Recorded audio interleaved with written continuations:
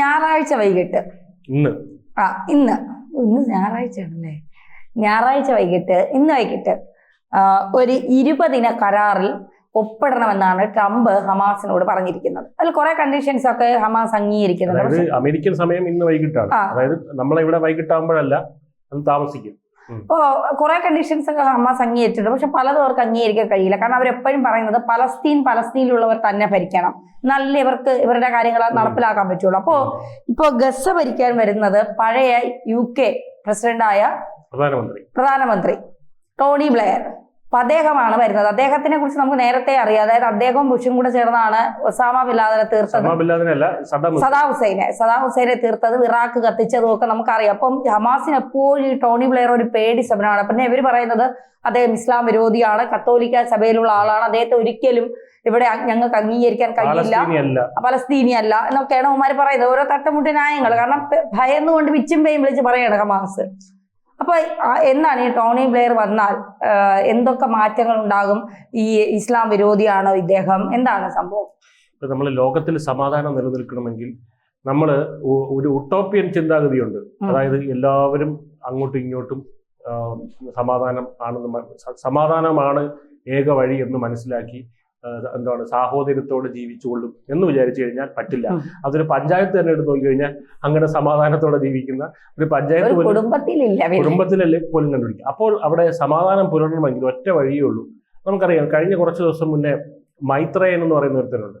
ഇത് നമ്മുടെ doctor APJ Abdul കലാമിനെ അങ്ങേയറ്റം പരിഹസിച്ചുകൊണ്ട്, അതായത് റോക്കറ്റ് വിടുന്ന ഇയാളൊക്കെ ഒരു മനുഷ്യദ്രോഹിയാണ് എന്നുള്ള രീതിയിൽ പറഞ്ഞു. എന്തുകൊണ്ടാണ് ഈ റോക്കറ്റ് ചെന്ന് ആരെയും ചുംബിക്കുകയല്ലോ എന്ന് പറഞ്ഞു, അവിടെ നശിപ്പിക്കുകയല്ലേ, അപ്പൊ നാശം വിതയ്ക്കുന്നവനെ നിങ്ങൾ എന്തിനാ പുകഴ്ത്തിക്കൊണ്ട് നടക്കുന്നത്? അപ്പൊ അതിന് മറുപടി APJ അബ്ദുൽ കലാം തന്നെ 10 വർഷം മുമ്പ് പറഞ്ഞിട്ടുണ്ടായിരുന്നു. എന്താണ് അദ്ദേഹം പറഞ്ഞത്? ശരിയായിട്ടുള്ള സമാധാനം, യഥാർത്ഥ സമാധാനം ശക്തി ഉള്ളവന്റെ അടുത്ത് മാത്രമേ ഉണ്ടാകുകയുള്ളൂ, ശക്തി ഇല്ലാത്തവന്റെ അടുത്ത് ഉണ്ടാകില്ല, അല്ലേ? അപ്പൊ അതായത് അമേരിക്കയുടെ ചിന്താഗതി അതാണ്. അതായത് ലോകത്തെ സമാധാനം പടരണമെങ്കിൽ ഏറ്റവും വലിയ കമ്പുള്ളവൻ ആരോ അവനെ സമാധാനം ഉണ്ടായിരിക്കുകയുള്ളൂ. അതുകൊണ്ടാണ് നമ്മൾ ഇന്ത്യ എത്രയും പെട്ടെന്ന് പോയി ആണവശക്തിയായിട്ട് മാറിയത്. പല രാജ്യങ്ങളും ആണവശക്തിയാവാൻ മാറുന്നത് അതുകൊണ്ടാണ്. ഒന്ന് ആലോചിച്ച് നോക്കും, ഇന്ത്യ ആണവശക്തി ആയില്ലായിരുന്നെങ്കിൽ, പാകിസ്ഥാൻ ആണവശക്തിയായി മാറുകയും ചെയ്തിരുന്നെങ്കിൽ എന്തെല്ലാം നമ്മൾ സഹിക്കേണ്ടി വന്നറിയാം. അപ്പൊ അതാണ് അതിന്റെ കാര്യം. അപ്പോൾ ഇവിടെ ഈ പറയുന്ന വ്യക്തി, നമ്മളെ ടോണി ബ്ലെയർ എന്ന് പറയുന്ന വ്യക്തി ചില്ലറക്കാരനല്ല, ഒന്നാന്തര അപകടകാരിയാണ് ഹമാസ് പറയുന്ന പോലെ. പക്ഷേ സമാധാനം പശ്ചിമേഷ്യയിൽ പുലരണമെങ്കിൽ ഈ അപകടകാരിയെ തന്നെ അങ്ങോട്ട് വിടണം, ഈ ആറ്റം ബോംബിനെ തന്നെ അങ്ങോട്ട് വിടണം. ട്രംപിന്റെ സമാധാനപ്രിയനാണ് ട്രംപ്, അറിയായിരിക്കുമല്ലോ. അപ്പോൾ സമാധാനത്തിന് വേണ്ടി 555 ബോംബുകളാണ് ഇതിനോടകം തന്നെ അദ്ദേഹം ഇട്ടത്. അപ്പൊ അങ്ങനെ സമാധാനം നൊബേൽ സമ്മാനം കൂടെ വേണ്ടി ഓടി നടക്കുന്നതാണ്. അപ്പൊ ഈ സമാധാനത്തിന് വേണ്ടി അദ്ദേഹത്തിന്റെ അവസാനത്തെ അസ്ത്രമാണ് ആര്? ഈ ടോണി ബ്ലെയർ. അവനാഴിയിലെ അവസാന അസ്ത്രമാണ് ടോണി ബ്ലെയർ എന്ന് പറയുന്നത്. ഇതിൽ സമാധാനം ഉണ്ടായില്ലെങ്കിൽ പിന്നെ ഒരിക്കലും അവിടെ സമാധാനം ഉണ്ടാവില്ല എന്നുള്ള കാര്യം ട്രംപിന്റെ അറിയാം. ഈ ഒരു ചരിത്ര ദൗത്യമായിട്ടാണ് മുൻ ബ്രിട്ടീഷ് പ്രധാനമന്ത്രി ടോണി ബ്ലെയർ അവിടേക്ക് പോകുന്നത് എന്നുള്ളതാണ് ഏറ്റവും പ്രധാനപ്പെട്ട കാര്യം. അതായത് ചോര ഒരുപാട് ചിന്തപ്പെട്ട ഒരു ചരിത്രമാണല്ലോ പാലസ്തീനുള്ളത്. നൂറ്റാണ്ടുകളുടെ ഒരു ചരിത്രമാണ് പാലസ്തീനുള്ളത്. നമുക്കറിയാം ഈ പ്രശ്നപരിഹാരം, അതായത് ഈ പ്രശ്നപരിഹാരത്തിന് വേണ്ടി സൃഷ്ടിച്ച ഒരു 20 കരാർ എന്ന് പറയുന്നത് പോലും ടോണി ബ്ലെയർ ആണോ ഉണ്ടാക്കിയതെന്ന് പലരും സംശയിക്കുന്നുണ്ട്. അത് ഉണ്ടാക്കിയത് പോലും. അപ്പോൾ ടോണി ബ്ലെയറിന്റെ പ്ലാനിലേക്കാണ് കാര്യങ്ങൾ കൊണ്ടുവരുന്നത്. ലോകം എന്താണ് ടോണി ബ്ലെയർ പ്ലാൻ, എന്താണ് ഈ ടോണി ബ്ലെയർ പ്ലാൻ, ട്രംപിന്റെ ടോണി ബ്ലെയർ പ്ലാൻ എന്താണെന്നുള്ളത് ലോകം ഉറ്റുനോക്കുന്ന ഒരു സാഹചര്യമാണ് ഇപ്പോൾ ഉള്ളത്. ഗസയിൽ കഴിഞ്ഞ 2 വർഷമായിട്ട് ഇസ്രായേൽ തുടരുന്ന അല്ലെങ്കിൽ ഇസ്രായേൽ ഹമാസ് യുദ്ധമുണ്ടല്ലോ, അത് അവസാനിപ്പിക്കുന്നതായിട്ട് അമേരിക്കൻ പ്രസിഡന്റ് ഡൊണാൾഡ് ട്രംപ് മുന്നോട്ട് വെച്ച നിർദ്ദേശമാണ് ഇപ്പോൾ വലിയ ചർച്ചയാവുന്നത്. ഗസ യുദ്ധം തീർക്കുക എന്ന ലക്ഷ്യമിട്ട് മുന്നോട്ട് വെച്ച 20 ഇന സമാധാന പദ്ധതി അമേരിക്കൻ സമയം ഞായറാഴ്ച വൈകിട്ട്, നേരത്തെ പറഞ്ഞ പോലെ അമേരിക്കൻ സമയം ഞായറാഴ്ച വൈകിട്ട് 6-ന് മുൻപ് ഹമാസ് അംഗീകരിക്കണമെന്നായിരുന്നു. അതിന് ഇന്നലെ അവർ പറഞ്ഞെന്താണ്, ബന്ദികളെ വിട്ടുതരാൻ തയ്യാറാണ്, പക്ഷെ നിരായുധീകരണം അത് നമുക്ക് കുറച്ച് ബുദ്ധിമുട്ടാണ്, നമ്മൾ എങ്ങോട്ട് പോകും എന്നുള്ളതാണ് ഹമാസ് ചോദിക്കുന്നത്. അപ്പൊ ഇപ്പൊ പറയുന്നത് ഒപ്പിട്ടില്ല എന്നുണ്ടെങ്കിൽ ഗുരുതര പ്രത്യാഘാതങ്ങൾ ഉണ്ടാകുമെന്നാണ് ട്രംപ് പറയുന്നത്. ട്രംപ് പറഞ്ഞതുപോലെ ചെയ്യുമെന്നുള്ള കാര്യത്തിൽ ഈ ലോകത്താർക്കും സംശയമില്ല. അപ്പോൾ എന്തായാലും അവിടെ ഈ ബന്ദികളെ മുഴുവൻ മോചിപ്പിക്കാമെന്നുള്ളത് ഇവര് നൽകിയിട്ടുണ്ട്. ട്രംപ് പറഞ്ഞിട്ടുണ്ട് ബന്ദികളെ മാത്രമല്ല മൃതദേഹങ്ങൾ ഉൾപ്പെടെ തരണമെന്ന് പറഞ്ഞു. 48 കൊണ്ടുപോയത്, മൃതദേഹങ്ങൾ ഉൾപ്പെടെ തരണം. ചീഞ്ഞളിഞ്ഞു പോയ മൃതദേഹങ്ങൾ ഇവർ തന്നെ പറഞ്ഞ ഫ്രീസറിലിട്ട് വെച്ചിട്ടുണ്ട്. അതുകൊണ്ടാണ് പറയുന്നത്, ട്രംപ് പറയുന്നത് മൃതദേഹങ്ങൾ ഉൾപ്പെടെ തിരികെ തരണമെന്ന് പറയുന്നത്. അവരുടെ മാതാപിതാക്കൾക്ക് തിരികെ കൊടുക്കാൻ വേണ്ടി. അപ്പൊ എന്തായാലും ഈ പ്രഖ്യാപനത്തിന്, അതായത് ബന്ദികളെ വിട്ടുതരാം എന്ന് ഹമാസ് പ്രഖ്യാപിച്ചതിന് പിന്നാലെ തന്നെ ഗസയിലെ ബോംബാക്രമണം ഇസ്രായേൽ ഉടൻ തന്നെ നിർത്തണമെന്ന് ട്രംപ് പറഞ്ഞിരുന്നു. പക്ഷേ നെതന്യാഹു പാടാവില്ല എന്നുള്ള രീതിയിൽ ബോംബാക്രമണം പിന്നെ അവിടെ നടത്തിക്കൊണ്ടിരിക്കുന്നത്. നെതന്യാഹുവിനോട് ഈ ട്രംപ് പറയുന്നത് നെതന്യാഹു അനുസരണക്കേട് കാണിക്കുന്നത് പോലെ ഉള്ള ഇവർ തമ്മിലുള്ള അഭിനയമാണെന്നാണ് പറയുന്നത്. പക്ഷെ അരിയാഹാരം കഴിക്കുന്നവർക്ക് അത് മനസ്സിലാക്കും. അതല്ല, ഇവരുടെ വിചാരം ബാക്കി ആർക്കും ഒന്നും മനസ്സിലാവില്ല എന്നുള്ളതാണ്. അപ്പം ലോകം നോക്കുമ്പോൾ ട്രംപിനെ അനുസരിക്കാത്ത നെതന്യാഹു, ട്രംപിന് പുല്ലുവില. അങ്ങനെയല്ല, ട്രംപ് ഇവിടെ പൊതുവെ പുറത്തുനിന്ന് പറയുന്നുണ്ട്, നെതന്യാഹു ഇഷ്ടത്തിന് ചെയ്യുന്നത് പോലെ കാണിക്കുന്നു. പക്ഷേ ഇത് അവർ തമ്മിലുള്ള അഡ്ജസ്റ്റ്മെന്റ് ആണ്. എന്തായാലും ഹമാസ് പുറത്തിറക്കിയ പ്രസ്താവനയുടെ അടിസ്ഥാനത്തിൽ ശാശ്വതമായിട്ടുള്ള ഒരു സമാധാനത്തിന് അവർ തയ്യാറാണെന്ന് താൻ വിശ്വസിക്കുന്നതായും ബന്ദികളെ സുരക്ഷിതമായും വേഗത്തിലും പുറത്തെത്തിക്കുന്നതിനായിട്ട് ഇസ്രയേലിലെ ഗാസയിലെ ബോംബാക്രമണം ഉടൻ നിർത്തണമെന്നും ട്രംപ് പറഞ്ഞു. ഇപ്പൊ അവരുടെ ഏറ്റവും വലിയ വിഷമം എന്ന് പറയുന്നത് ടോണി ബ്ലെയർ ഇവിടേക്ക് വരുന്നു, ഗസയുടെ ഇടക്കാല തലവനായിട്ട് വരുന്നു എന്നുള്ളതാണ്. അപ്പോൾ ഇവർക്ക് ഇതിനെ തിരിച്ചടിച്ച് നിൽക്കാനൊന്നും കഴിയില്ല. കാരണം ആകെ തകർന്ന നിലയിലാണ് ഹമാസ്. 25,000-ഓളം പോരാളികളെ, ഭടന്മാരെയാണ് അനൗദ്യോഗിക കണക്കാണ്. പക്ഷെ ഇസ്രായേൽ 25,000-ഓളം ഹമാസ് പോരാളികളെ ഇല്ലാതാക്കി, ഭടന്മാരെ ഇല്ലാതാക്കി എന്നാണ് പറയുന്നത്, തീവ്രവാദികളെ ഇല്ലാതാക്കി എന്നാണ് പറയുന്നത്. അതെ, അപ്പോൾ അങ്ങനെ പറയുന്നു. അപ്പൊ ഹമാസ് നേതൃത്വത്തിലെ പ്രമുഖരെയൊക്കെ നമ്പർ ഇട്ട് 1, 2, 3 നമ്പർ ഇട്ടാണ് ഇസ്രായേൽ തീർത്തത്. അപ്പോൾ ഇനി അവർക്ക് വലിയ രീതിയിൽ പ്രതിരോധിക്കാനൊന്നും കഴിയില്ല. ഈ പറയുന്ന അവരുടെ തുരങ്കങ്ങളുണ്ട്. ഇസ്രായേൽ ഇവിടെ കുറെ തുരങ്കങ്ങൾ മാത്രമാണ് നിർമ്മിച്ചിട്ടുള്ളത്, വേറെ ഒന്നും ചെയ്തിട്ടില്ല ഈ പാലസ്തീനിൽ. ആ തുരങ്കങ്ങളിലൊക്കെ 70% ഇസ്രായേലി ഡിഫൻസ് ഫോഴ്സ് നിർവീര്യമാക്കി കഴിഞ്ഞു. ഇനി അവിടെ ഒന്നും ഹമാസിന്റെ തന്നെ പ്രോക്സികളായിട്ടുള്ള ഹിസ്ബുള്ളയ്ക്കും ഹൂത്തികൾക്കും എല്ലാം വലിയ തിരിച്ചടിയാണ് ഇസ്രായേൽ കൊടുത്തത്. ഇത് 360 ഡിഗ്രിയിലാണല്ലോ കടന്ന് അടിച്ചുകൊണ്ടിരിക്കുന്നത് ഇസ്രായേൽ എന്ന് പറയുന്നത്.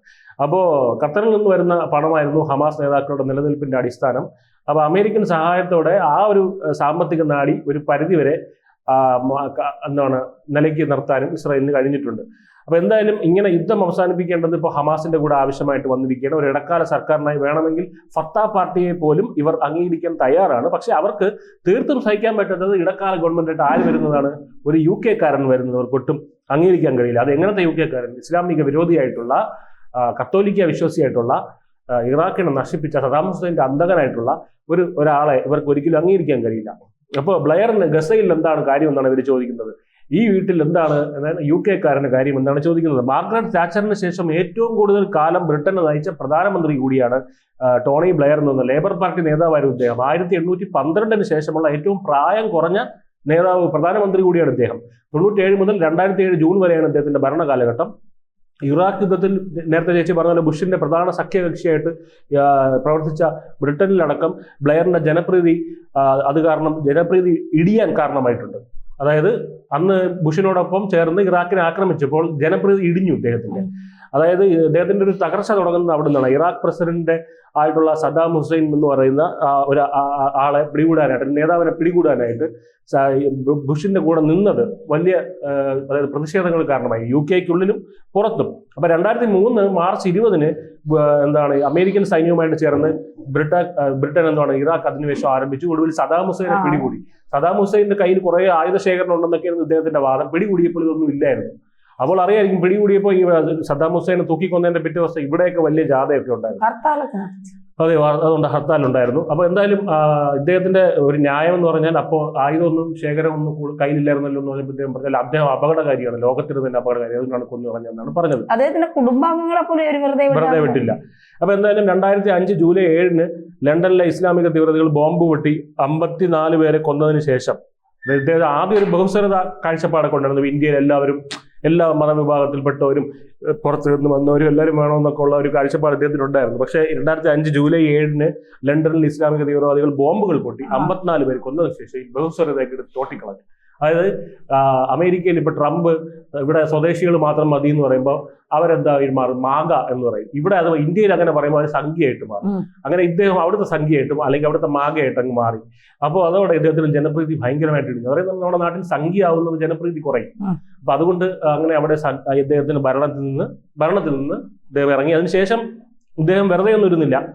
പലരും ഗോൾഫ് കളിക്കാനും അല്ലെങ്കിൽ വല്ല റിട്ടയർമെന്റ് ഇതൊക്കെ ആയിട്ട് വെക്കേഷൻ ചെയ്യാൻ പോകുന്ന സമയത്ത് ഇദ്ദേഹം സന്നദ്ധ സംഘടനകൾ തുടങ്ങി. ഇദ്ദേഹം അങ്ങനെ മറ്റ് പ്രവർത്തികളിലൊക്കെ ഏർപ്പെട്ടിരിക്കുന്നു. അവസാനമാണ് ഇപ്പോൾ ട്രംപിന്റെ വിശ്വസ്തനായിട്ട് ഇദ്ദേഹം വന്നിരിക്കുകയാണ്. ഈ പ്രദേശത്തൊക്കെ അദ്ദേഹത്തിന്റെ പ്രധാനമായിട്ടുള്ള പ്രവർത്തനങ്ങൾ നടക്കുമെന്നാണ് പറയുന്നത്, അതായത് ഈ പറയുന്ന ഗസയിലെ.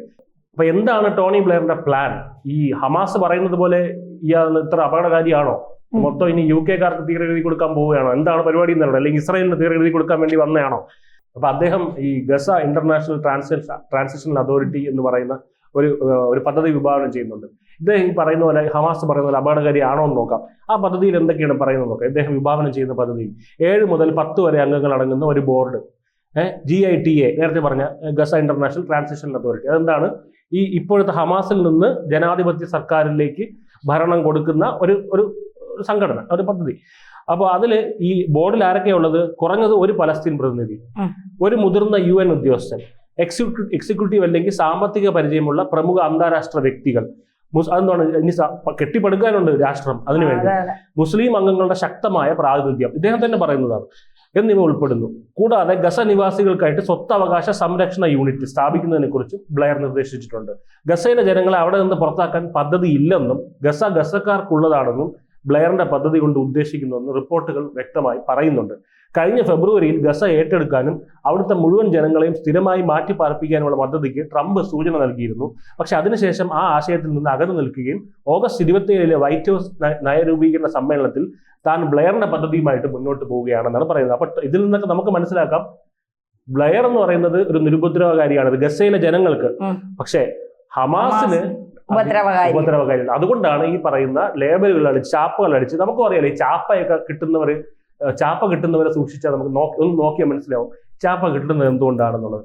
എന്തായാലും ഈ 2 സ്റ്റേറ്റ് തിയറി, 2 രാജ്യങ്ങളുണ്ട് എന്നുള്ള തിയറിയിൽ വിശ്വസിക്കുന്ന ആളാണ് ടോണി ബ്ലെയർ എന്ന് പറയുന്ന വ്യക്തി. ഗസയിൽ ഇനി സമാധാനം അതിനുവേണ്ടിയുള്ള ട്രംപിന്റെ ആവുനാഴിയിലെ വജ്രായുധമാണ് ടോണി ബ്ലെയർ എന്ന് പറയുന്നത്.